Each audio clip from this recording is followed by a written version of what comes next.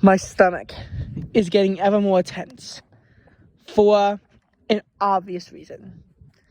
At 8:15 p.m. tonight, kickoff occurs between the Philadelphia Eagles and the Tampa Bay Buccaneers. That game will likely go on until 11:30. I'm going to have a horrible night of sleep because unless the game is clearly going one way or the other, I won't be able to leave the game because, it's a playoff game. It determines who advances and faces the Detroit Lions in the division round and who goes home as a first-round exit. And I could not be any more scared for this game than I currently am. Actually, I realistically could be. I feel like I want to throw up even more than I am right now had the Cowboys defeated the Green Bay Packers. Had that happen, it would mean that the Dallas Cowboys would have advanced further in the playoffs than the Philadelphia Eagles. I would never hear the end of it from Cowboys fans or the Giants fans who bandwagon onto the Cowboys side. Annoyingly, there were several. And, if that would have happened, it would mean that I would just be made, it would just be so humiliating. It's a bit less humiliating because the Green Bay Packers defeated the Dallas Cowboys. The final score was 48-32, but the game was not even that close considering that two of the Cowboys' touchdowns were garbage time. And while it is true the Cowboys were close to scoring a third touchdown to make it 48-40, they'd have to get an onside kick, and then they would still only have 16 seconds to get a touchdown. Not impossible for them to do, except you have to consider that they chance of getting an onside kick of 5%, and the Cowboys failed to convert twice.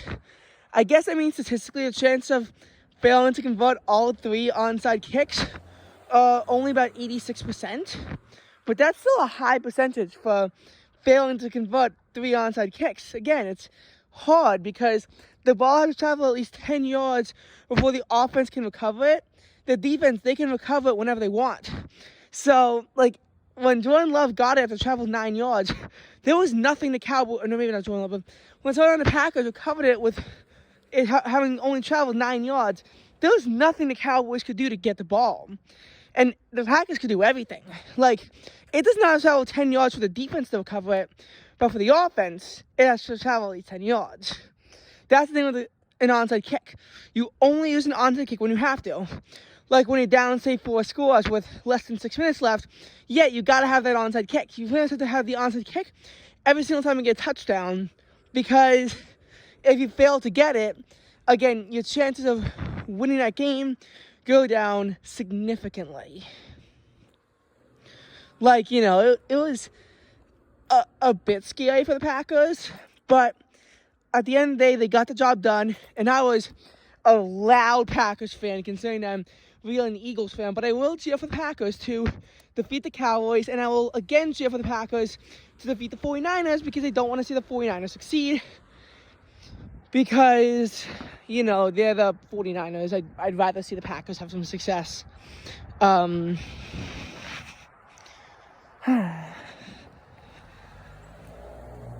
Anyway, in the case of the Philadelphia Eagles, we go up against the Tampa Bay Buccaneers. First of all, I'd like to say that us getting the number 5 seed instead of the number 2 seed could have been a blessing in disguise. Obviously, it was very bad when we lost the NFC East title. But that actually might be better for us. Just look at how the Packers gobbled up on the Cowboys. And I'm not saying it'll be the same if the Packers played the Eagles, but you got to think about it, how, yes, it is true, Aaron Jones has never lost to the Cowboys. People say Aaron Jones owns the Cowboys, especially because the Packers got 7 touchdowns. 3 of them were by Aaron Jones. 3 TDs by Aaron Jones. Now, you got to look at that and be like, he really is just a beast against the Cowboys. He really is. And, you know, while it's true they don't own the Eagles the same way, obviously, as you know, the Eagles and Packers got, were involved in that 4th and 26. This is when the Eagles had the NFC East title dynasty, where once the dynasty ended, no team has ever been able to repeat as NFC East champions. This, unfortunately, would include Philadelphia this year. But what you have to understand is that after that game, the Packers got revenge in the 2010 NFL playoffs. The Eagles were able to get the NFC East title because of the miracle at the Meadowlands. And both the Giants lost tiebreakers about the Eagles and the Packers. However, the Packers then avenged the Giants by defeating the Eagles in the playoffs. And you gotta take that into account.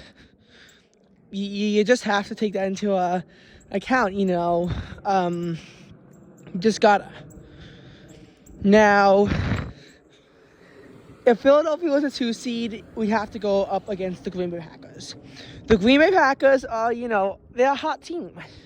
They were able to defeat the undefeated Cowboys. The Cowboys were undefeated at home. They were able to take them down. And, they started off 2-5. But then they got their shit together. They went 7-3 down the stretch. And as a result, they were able to claim the final wild card spot. And, it wasn't easy for them.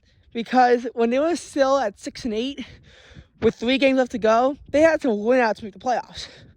Win out. And not only that, but they needed a few other things to go their way. Like, they wouldn't need a loss by either the Rams or the Seahawks. Because they were both, I think, 8-7 heading into that. So they would have needed a loss by, they would need a loss by either the Rams or the Seahawks. One of those has to drop a game. And I don't know why, it was oh no, they weren't 8-7, they were 7-7, but yeah, one had to drop a game. Then they had to have the Vikings. Now that to beat the Vikings, they would have to have the Vikings lose another game. But that happened when the Vikings lost to the Lions. So, the Seahawks loss in Week 17 meant that, combined with some, Falcons loss, meant that the Packers would actually control their own destiny heading into Week 18, despite being a long shot. And unlike last year, this year, they got it done in Week 18, and now they just got done against the Cowboys for their 10th win of the season. And I think the Packers have gobbled up the Eagles the same way. And I think the Cowboys would have defeated the Buccaneers in Tampa the same way that the Cowboys did so last year. Now, here's what I'll say about Philadelphia.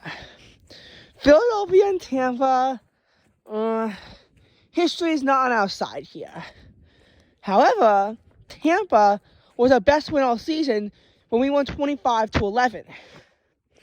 That was a game in which both the defense and the offense stepped up, and I was very pleased watching that game. And, that game, Buccaneers scored one more touchdown. We would still have an 11-6 record. We would have finished, though, with a negative point differential. -2, most likely. Because we were only +5 to begin with. If we lose this game, when you factor in the postseason, we're likely to finish this year with a negative point differential, unless it's a bitingly close loss. And that's what you gotta think about if you're Philadelphia. You also have to worry about how the Buccaneers, they won 5 of the last 6, while the Eagles lost only. While the Buccaneers won 5 of the last 6, while the Eagles lost 5 of the last 6.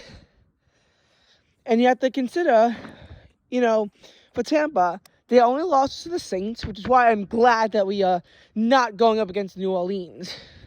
Because I feel like, that would be tough. I feel that the Buccaneers are a team where a lot of wins are close wins against pretty bad teams. like the Falcons or the Panthers. But they did have some good wins over some relatively good teams, like their win over the Packers.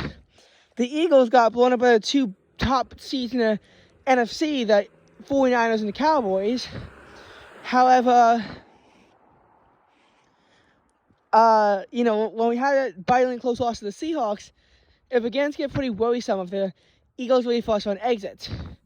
A win over the Giants, big win over the Giants, that did, calm me down a little bit, because at that point I was like, okay, so the Eagles beat the Giants, they kind of win games, but our loss to the Cardinals was obviously horrifying to hear about, because obviously I couldn't watch the game. I lost to the Cardinals. It was a horrifying game. And, what does you think? When the Eagles were down 24 against the Giants, the team is really struggling here. And we don't have A.J. Brown in the postseason. But we should have Jalen Hurts back, and, just gotta think about that. So, the Eagles, they have a chance. But the Buccaneers also have a good chance. I'll say this. Someone who predicted the Giants to beat the Eagles is not saying the Eagles are going to beat the Bucs. I just think that, yes, the Eagles had a horrible game. Some of our starters were out, and, only Sidney Brown and A.J. Brown look like they're going to be out for the postseason. And it looks like the Buccaneers, they aren't well put together either. They beat the Carolina Panthers of all team 9-0. And I will say this, the Packers beat the Cowboys after they also had a horrible game against the Panthers. But, come on, really? 9-0? You shut them out. But that's not saying let's consider that the Panthers, and even the Jaguars could do that. At least the Jaguars could score double-digit points. And, yes, that was their only win of the season down the stretch. But, Jaguars could at least, do stuff against the Panthers. You got 3 field goals. The Panthers' defense held your offense to field goals. Now, of course, the Panthers couldn't score at all. But it's just something that I want us to think about. Holy shit.